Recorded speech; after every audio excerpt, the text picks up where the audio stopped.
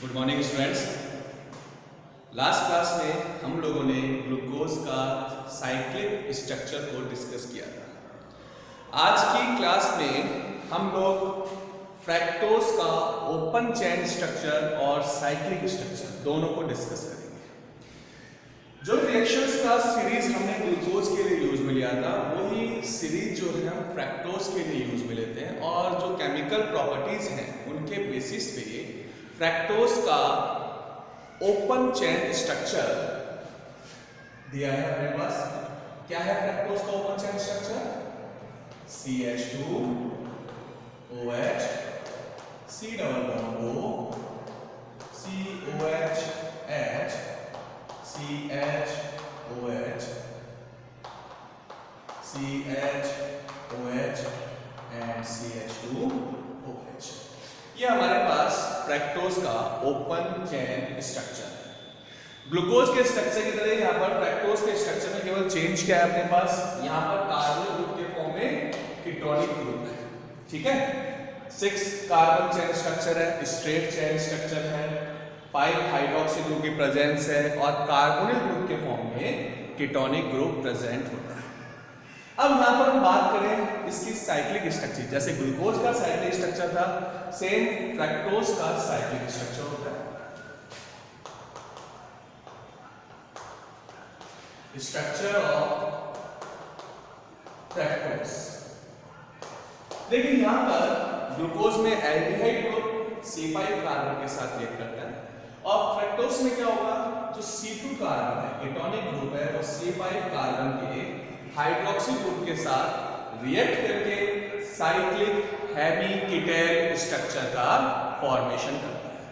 क्या बनेगा हमारे पास? साइक्लिक हेमी कीटल स्ट्रक्चर बनता है। रिएक्शन कैसे हुआ?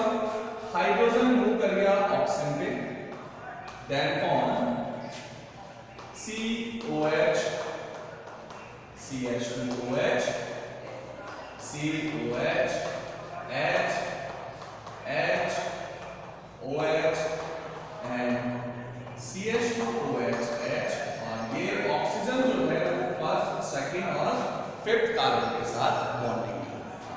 तो ये हमारे पास फ्रैक्टोज का साइक्लिक स्ट्रक्चर है, हेमी कीटल स्ट्रक्चर बन गया।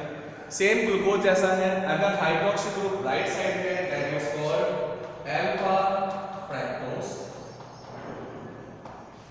और अगर ये हाइड्रोक्सी ग्रुप राइट साइड में हो, for example OH CH2OH OH H H OH and CH2OH H, oxygen आ गया यहाँ पर, that's called beta fructose.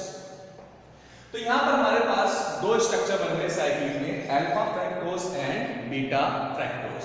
Fructose की जो साइक्लिक स्ट्रक्चर है, जो हेमीकीटल स्ट्रक्चर है, इस हेमीकीटल स्ट्रक्चर में 5 मेंबर रिंग बनती है, 4 कार्बन 1 ऑक्सीजन, 5 मेंबर रिंग का फॉर्मेशन होता है। और ये जो 5 मेंबर रिंग है इसका स्ट्रक्चर फ्यूरेन न्यूक्लियस से मैच करता है। ये फ्यूरेन है, फ्यूरेन के न्यूक्लियस से मैच करता है, 4 कार्बन 1 ऑक्सीजन है, सेम हमारे पास यहाँ पर साइक्लिक स्ट्रक्चर में है। तो फ्रैक्टोज की जो साइक्लिक स्ट्रक्चर है उसको हम लोग क्या बोलते हैं? फ्यूरेनोस स्ट्रक्चर। फ्यूरेनोस स्ट्रक्चर कैसे बनेगा फ्यूरेनोस स्ट्रक्चर? जैसे ग्लूकोज के हमने कहा था, कार्बन के ऊपर लेफ्ट साइड में ग्रुप, अपर साइड में, राइट साइड का लोअर साइड में, ठीक है। तो ये हमारे पास इसका स्ट्रक्चर ड्रॉ करेंगे हम, OH H H OH and CH2OH and hydrogen। Alpha fructose का फ्यूरेनोस स्ट्रक्चर बन गया। सेम है हमारे पास बीटा, तो बीटा फ्रैक्टोज का फ्यूरेनोस स्ट्रक्चर ड्रॉ करेंगे हम, ये देखिए OH CH2OH OH H H OH and CH2OH और H। तो ये हमारे पास है अल्फा फ्रैक्टोज, ये क्या है? Beta fructose. फ्रैक्टोज में 6 कार्बन चेन है, कीटोनिक ग्रुप प्रेजेंट है, बट इसके साइक्लिक स्ट्रक्चर में C2 कार्बन C5 कार्बन के साथ हेमिक इथाइल स्ट्रक्चर का फॉर्मेशन करेगा और उस केस में 5 मेंबर रिंग बनता है। और ये 5 मेंबर रिंग जो है फ्यूरेनोस न्यूक्लियस जो होता है या फ्यूरेन न्यूक्लियस जो होता है उससे मैच करता है, इसलिए स्ट्रक्चर को फ्यूरेनोस स्ट्रक्चर ही बोलते हैं। स्ट्रक्चर हमने यहाँ ड्रॉ किया है अल्फा फ्रैक्टोज का और बीटा फ्रैक्टोज का। तो ये हमारे पास फ्रैक्टोज का ओपन चेन स्ट्रक्चर और साइक्लिक स्ट्रक्चर है। सीबीएसई के डिलीटेड पोर्शन के बाद में हमारे पास मोनोसेकेराइड में केवल ग्लूकोज और फ्रैक्टोज का स्ट्रक्चर है। तो ये हमारे लिए बहुत इंपॉर्टेंट पॉइंट आ गया। अल्फा फ्रैक्टोज बीटा फ्रैक्टोज को एनोमर्स बोलेंगे। C2 कार्बन यहाँ पर एनोमेरिक कार्बन के फॉर्म में होगा, बिकॉज C2 कार्बन जो सिमेट्रिक था वो रिएक्शन के बाद में एसिमेट्रिक कार्बन में कन्वर्ट हो गया और उसके 2 मिरर आइसोमर्स बन रहे हैं, alpha fructose and beta fructose. तो यहाँ पर अल्फा और बीटा फ्रैक्टोज का फॉर्मेशन होता है साइक्लिक स्ट्रक्चर के अंदर। ग्लूकोज और फ्रैक्टोज दोनों की केमिकल रिएक्शन सेम है, कॉमन रिएक्शन है, बस चेंज क्या होगा, जो एल्डिहाइड ग्रुप की रिएक्शंस थी वहां पर हमने Br2 के साथ रिएक्ट किया था, यहाँ पर फ्रैक्टोज जो होता है उसमें कीटोनिक ग्रुप की प्रेजेंस होती है। सिलेबस में फ्रैक्टोज की केमिकल प्रॉपर्टीज दिया हुआ नहीं है, फ्रैक्टोज की केमिकल रिएक्शन दी हुई नहीं है, डायरेक्ट हमारे पास इसका स्ट्रक्चर है। तो ये स्ट्रक्चर हमने ड्रॉ किया है फ्रैक्टोज का open chain structure and cyclic structure. तो फ्रैक्टोज का स्ट्रक्चर हो गया है complete, it means monosaccharide complete हो गया है, कार्बोहाइड्रेट का एक पार्ट जो है वो हम लोगों ने कंप्लीट कर लिया है। कार्बोहाइड्रेट के पास जो सेकंड इंपॉर्टेंट बायोमॉलिक्यूल है that's protein. I think clear हो गया आपका। मोनोसैकेराइड, ग्लूकोज और फ्रैक्टोज दोनों पॉइंट हम लोगों ने क्लियर कर लिए हैं, ठीक है। नेक्स्ट हमारे पास है स्ट्रक्चर और प्रोटीन का स्टडी करना हमको कि प्रोटीन में क्या क्या चीजें हैं। तो सेकंड टॉपिक है हमारे पास प्रोटीन।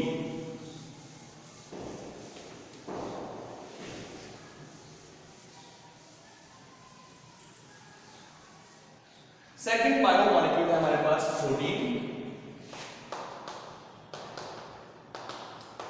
प्रोटीन वर्ड प्रोटियास, प्रोटियोस से जनरेट हुआ है और प्रोटीएस का मीन्स क्या होता है, primary importance. Primary importance it means protein जो होता है वो लिविंग सिस्टम के अंदर ग्रोथ और मेंटेनेंस के लिए सबसे इंपॉर्टेंट बायोमॉलिक्यूल है, ठीक है। जो प्रोटीन है हमारे पास, प्रोटीन सबसे इंपॉर्टेंट बायोमॉलिक्यूल है जो बॉडी की ग्रोथ और मेंटेनेंस के लिए रिक्वायर्ड होता है। प्रोटीन को अगर हम हाइड्रोलाइज करें तो प्रोटीन के कंप्लीट हाइड्रोलाइजेशन से अल्फा एमिनो एसिड्स का फॉर्मेशन होता है। It means protein is condensed polymer of alpha amino acid. Protein is condensed polymer of alpha amino acid. देखो पॉलीमर अपने पास सिलेबस से रिलेट कर दिया है, अदरवाइज आपको पता होता कि पॉलीमर जो होते हैं एक होता है एडिशन पॉलीमर, एक होता है कंडेंसेशन पॉलीमर। कंडेंसेशन पॉलीमर के अंदर जब मोनोमर यूनिट्स आपस में कंबाइंड होता है तो उसमें से कोई स्मॉल मॉलिक्यूल जो है वो एलिमिनेट हो जाता है, इसलिए उनको बोलते हैं हम कंडेंस्ड पॉलीमर या कंडेंसेशन पॉलीमराइजेशन, ठीक है। और जो एडिशन पॉलीमर होता है उसमें मोनोमर यूनिट्स होते हैं वो एज इट इज एक दूसरे के साथ बॉन्डिंग कर लेते हैं, लिंक कर लेते हैं, ठीक है ना।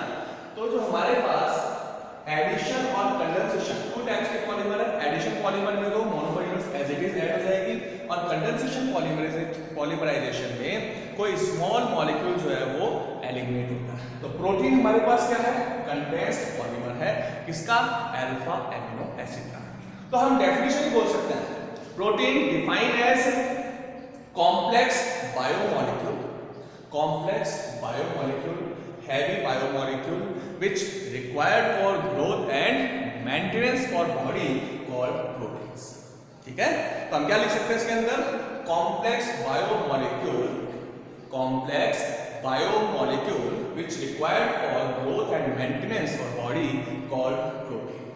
तो यहाँ पर प्रोटीन के हाइड्रोलाइसिस से हमने इसका मोनोमर यूनिट आइडेंटिफाई किया। क्या है monomer unit, alpha amino alpha amino acid है, तो यहां पर हम बात करें एमिनो एसिड की, तो एमिनो एसिड का जो वर्ड है उसमें हमारे पास दो ग्रुप आते हैं. First one is amino and second word is acid. तो एमिनो एसिड क्या है? Organic compound, organic compound, organic compound which contain amino group and carboxylic group called amino acids. Amino acids are organic compound which contain amino group and carboxylic group. ऐसे organic compound जिनमें amino और carboxyl दोनों group present है, that's called amino acid. हम देखो amino acids की अब study करते हैं, एमिनो एसिड का क्लासिफिकेशन और इसकी प्रॉपर्टीज डिस्कस करेंगे, उसके बाद हम प्रोटीन की स्ट्रक्चर में आएंगे. तो हमारे पास नेक्स्ट टॉपिक है amino acids.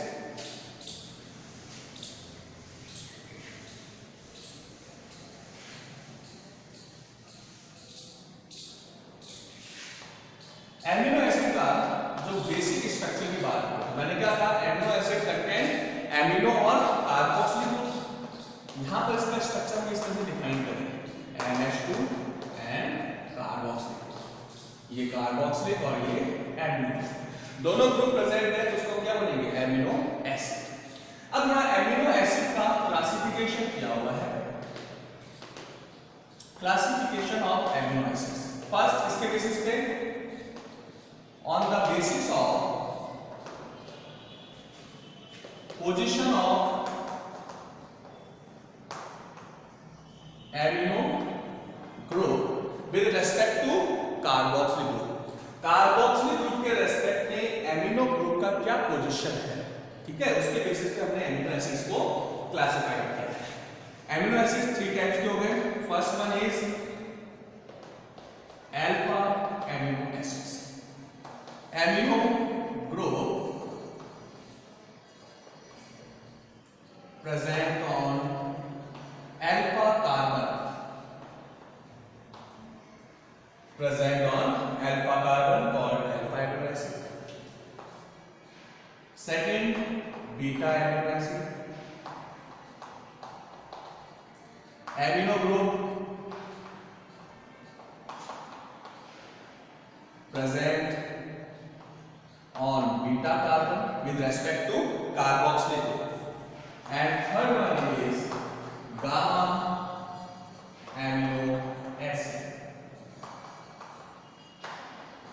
Amino group present on gamma position of gamma carbon. अब देखिए प्रोटीन जो होता है उसका फॉर्मेशन किससे होता है? Alpha amino acid. बीटा और गामा एमिनो एसिड हमारे कोई काम भी नहीं है.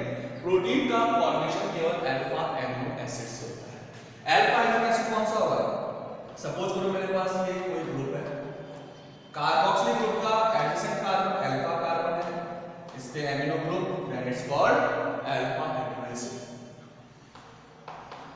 CH3 CH2 CH2 COOH. Carboxylic group का एडजेसेंट पोजीशन क्या है? Alpha. This one is beta. तो अगर बीटा पोजीशन के ऊपर एमिनो ग्रुप आ गया then it's called beta amino acid. Gamma carbon में एमिनो ग्रुप है, ये अल्फा है, ये बीटा और ये gamma, so it's called gamma amino acid. तो एमिनो एसिड्स जो होते हैं उनको एमिनो ग्रुप की पोजीशन के बेसिस पे हमने क्लासिफाइड किया, alpha amino acid, beta amino acid and gamma amino acid. तो फर्स्ट क्लासिफिकेशन हो गया अल्फा, बीटा और गामा का. इसमें हम केवल अल्फा एमिनो एसिड इंपॉर्टेंट है हमारे लिए, जिसको हम स्टडी करेंगे. सेकंड क्लासिफिकेशन है on the basis of number of amino group and carboxylic group. Number of amino and carboxylic group. अब देखो नंबर ऑफ एमिनो ग्रुप और कार्बोक्सिलिक ग्रुप के बेसिस क्या है अपने पास? First neutral amino acid, second acidic amino acid, and third one basic amino acid.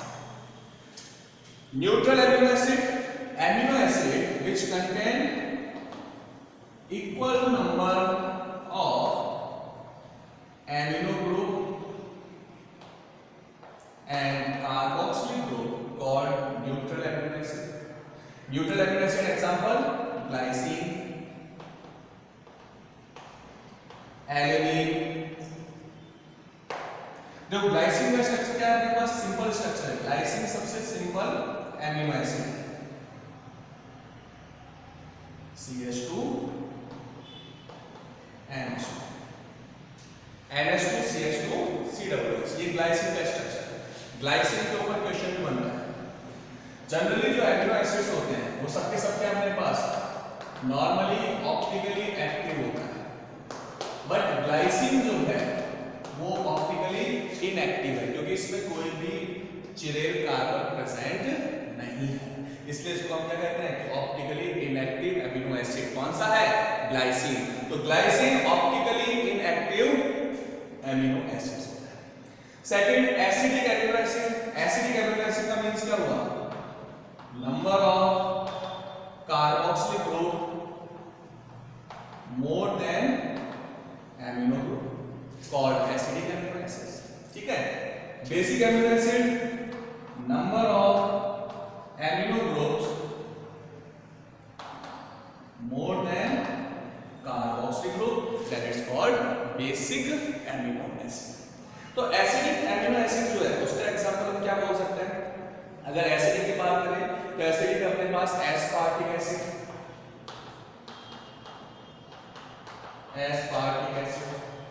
Glutamic acid, ये सब क्या हमारे पास एसिडिक एमिनो एसिड्स होते हैं। और बेसिक एमिनो एसिड की बात करें, बेसिक एमिनो एसिड कौन सा आएगा? लाइसिन,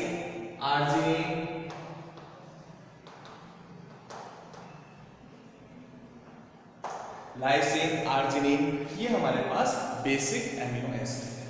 एक क्वेश्चन आया था कल के क्लास के बाद में कि एमिनो एसिड्स का या न्यूक्लिक एसिड का स्ट्रक्चर हमको लर्न करना है क्या? तो स्ट्रक्चर लर्न नहीं करना है अपने को, केवल कुछ हमारे पास सिंपल एमिनो एसिड है, ग्लाइसिन है, एलेनिन है, केवल इनका स्ट्रक्चर ध्यान में होना चाहिए, बाकी और एमिनो एसिड्स के स्ट्रक्चर की रिक्वायरमेंट नहीं है। ठीक है। तो हमारे पास जो नंबर ऑफ NH2 और कार्बोक्सिलिक ग्रुप है उसके बेसिस पे हम लोगों ने डिसाइड किया neutral amino acid, acidic amino acid and basic amino acid. Third classification जो होता है वो सबसे इंपॉर्टेंट क्लासिफिकेशन है। On the basis of synthesis of amino acid in body, on the basis of synthesis and storage of amino acid in body। Synthesis के basis पे अगर बात करें तो एमिनो एसिड्स को टू ब्रॉड कैटेगरी में divide किया है। First one is essential amino acids. Amino acids which does not form or synthesize in body and store in body। ठीक है। amino acids which does not synthesize in body, living body, called essential amino acids। and second one is non essential amino acids। amino acids which synthesized in body or living body called non essential amino acids। Question क्या आता है? essential amino acid and non essential amino acid का difference बताना है। Why essential amino acids take in a food? कि हमको essential amino acids जो होता है फूड के साथ इंटेक करने की रिक्वायरमेंट होता है। उसका रीजन क्या है? Because essential amino acids does not body and not store in body.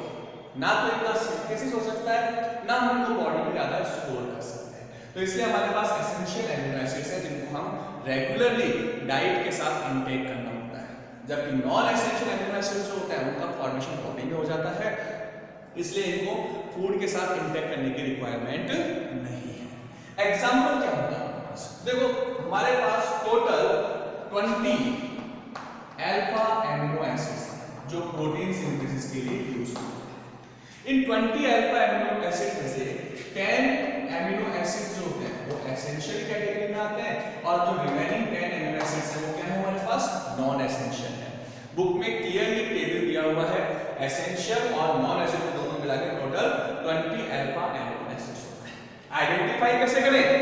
तो देखो बहुत सिंपल सा एक शॉर्टकट है, एसेंशियल एमिनो एसिड्स PV मील पाथ। ये हमारे पास 10 एमिनो एसिड्स हैं जो एसेंशियल कैटेगरी में आते हैं। Threonine, valine, methionine, isoleucine, leucine, lysine, phenylalanine, arginine, tryptophan and histidine.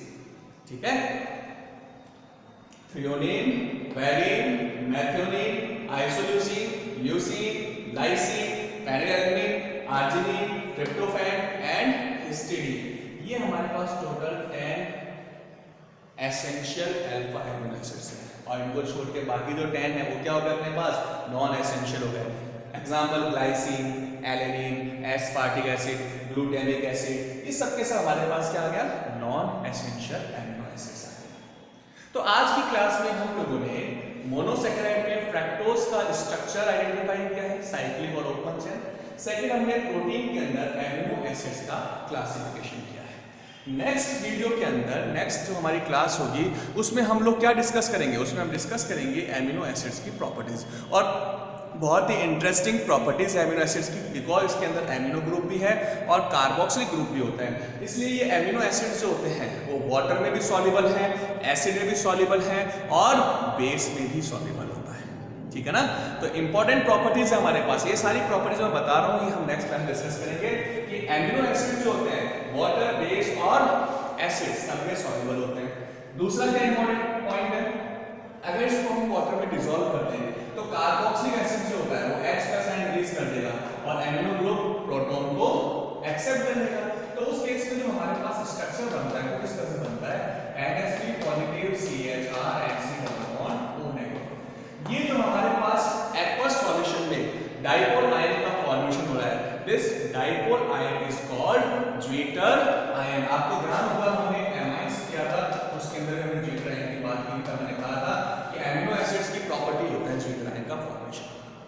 तो एमिनो एसिड्स जब वाटर में डिसॉल्व करते हैं तो कार्बोक्सिलिक ग्रुप जो होता है H का साइन रिलीज करता है और NH2 ग्रुप उसको एक्सेप्ट कर लेता है, then form dipole ion, that's called zwitter. तो ये सारी प्रॉपर्टीज जो है वो हम डिस्कस करेंगे नेक्स्ट क्लास के अंदर।